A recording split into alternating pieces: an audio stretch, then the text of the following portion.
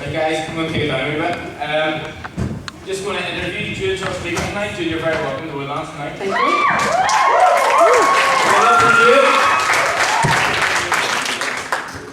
Welcome, Jude. Jude, so it's great for you to be here. What have you thought about the night so far? I am loving it. Seriously, some talented guys up at the front. Really respect you guys. guys. You're awesome. So good. Corey and the crew. Right, so guys, just before we kick into the interview, I'm just going to pray for Jude. So let's just pray for a few minutes. Lord, I thank you for what you're doing in this place tonight. Lord, I pray that you would rain down on us tonight, Lord. Just fill this place with your Spirit, Lord. Let us fall more and more in love with you, Lord. And if we don't know you tonight, Lord, I pray we will by the end of the night. So, Lord, I pray for Jude as she comes to speak this, Lord, now in the interview, Lord. And later on, just as she shares a wee bit about herself, Lord, and her story. So I just pray this in your name. Amen. Right, Jude, so do you want to introduce yourself and kind of tell us a wee bit about yourself? Yeah, okay, I'm Jude. I'm 28. I look a bit ridiculously young, probably look about 10 years younger than that, but yeah, I'm 28, so quite old. And yeah, my brother got married yesterday actually, so that's sort of the big thing that's happened to me this week. My wee brother, who's 24, got himself hitched, so it's been quite a cool week. Cool. All good for you now? Yep, all crazy. Right, so you've kind of mentioned you've got a brother. Is that it? What about your family? Who's your brother? Yeah, just my mum and dad and me and my brother. So I live in a place called Patrick. I don't know if anybody has ever been. It's got a good ice cream shop, that's about all. And an airport sort of quite near. So yeah, I work, I'm a journalist and I do a wee bit of work with Bowersy as well. So yeah. Where do you work? Yeah, this man doesn't do work, by the way, at all. So, any pets, Jude? I actually have no pets. I'm one of these like deprived people. Does anyone else here never had any pets? See, 1, 2 people, like I feel quite deprived, but I've never ever. I'm actually allergic to cats and dogs, so that's why I slightly make me sneeze. So, okay. Right, so you've mentioned you work with me. Privileged as you are to work with me. Tell us a wee bit about where you work, and you don't just work with me.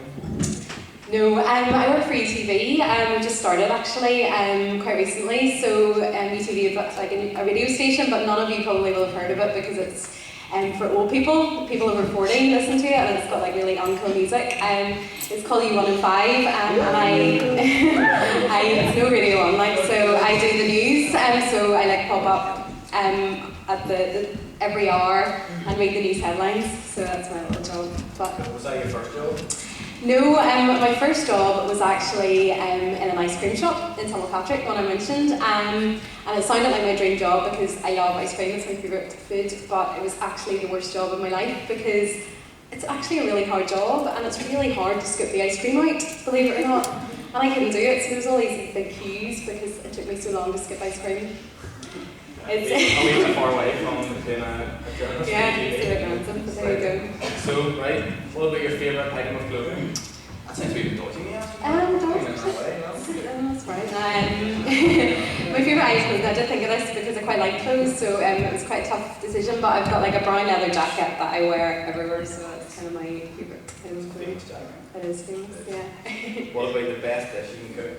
Are you a good cook, Jude? Do you know, I'm actually a rubbish cook. Like, never ever visit my house for tea because like I've had boiled eggs that have exploded, burgers that have gone on fire, like I actually just cannot cook. So I don't have a favourite dish. What I'm doing at the minute is I'm going on different friends' houses who can cook, and I sort of arrive at about 6:30, just about tea time, and get free meals every night. So. I have a friend like that who's named Carrie.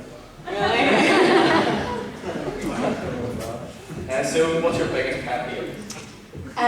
My biggest pet hate is people talking about the weather because I think it's the most boring thing. I don't know if anybody has noticed if their mums and dads do that or not, but my mum, we slag her off because every time a milkman comes to our house to collect the money, my mum always talks to him about the weather, and I just think it's the most boring thing.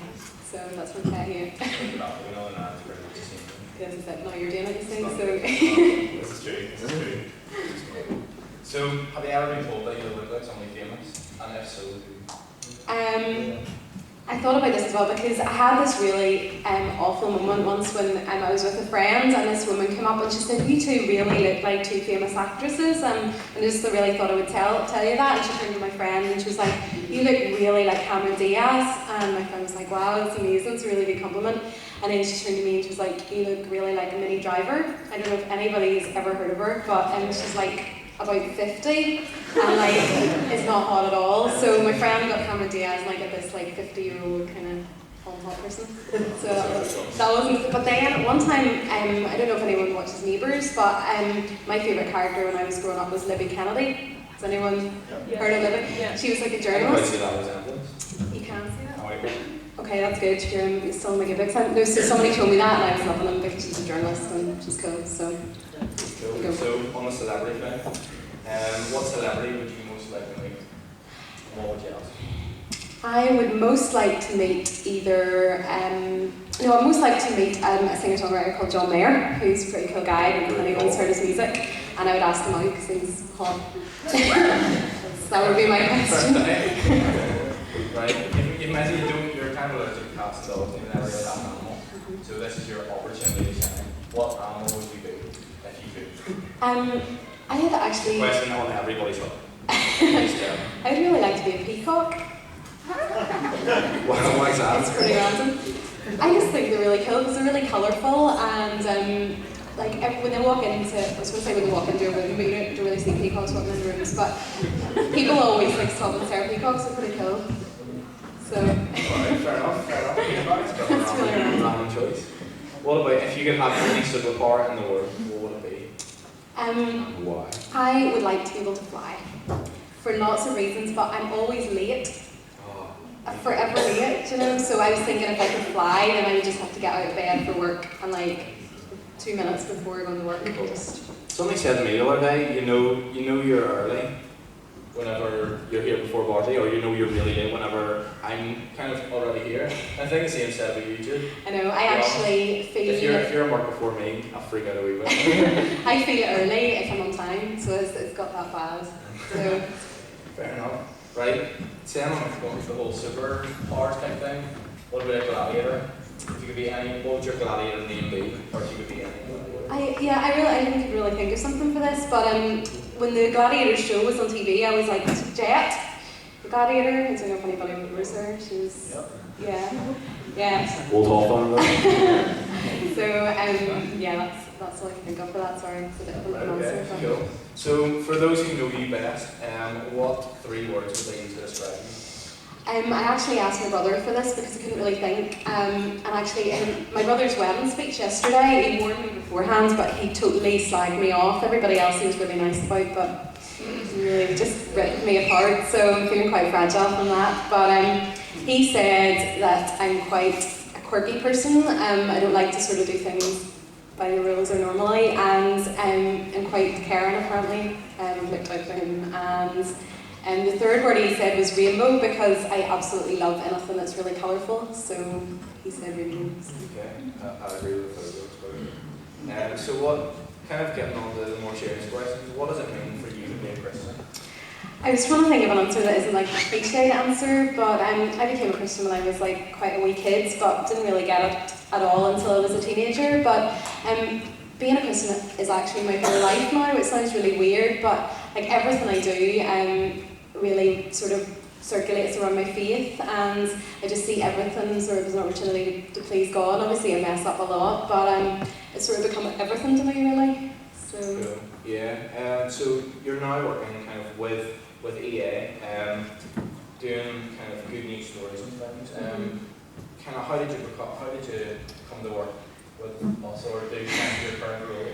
It's kind of a long story and hard to explain, but like I mentioned, I'm a journalist and I read the news on the radio, and like a couple of years ago I got really fed up with the fact that I actually don't like listening to the news because it's all about people dying and that's quite depressing. So I started to think about how it would be good if news was a bit happier, and I was thinking it would be cool if we heard sort of just more happy stories about Northern Ireland and basically random sort of set of events. But I met a girl who works for Evangelical Alliance, who Bowersy works with, and they offered me a job 1 day a week, part-time, trying to get good stories into some of the the newspapers and into the radio and stuff as well. So it's kind of my dream job actually. So I'm really thankful to God actually for bringing it about. So. Cool. Yeah. So like you've told us a wee bit about yourself, and I don't kind of want to get into too much more if you're going to be speaking. But what would your prayer be? You've kind of seen what we're doing here and what we're all about. Hopefully, anyway.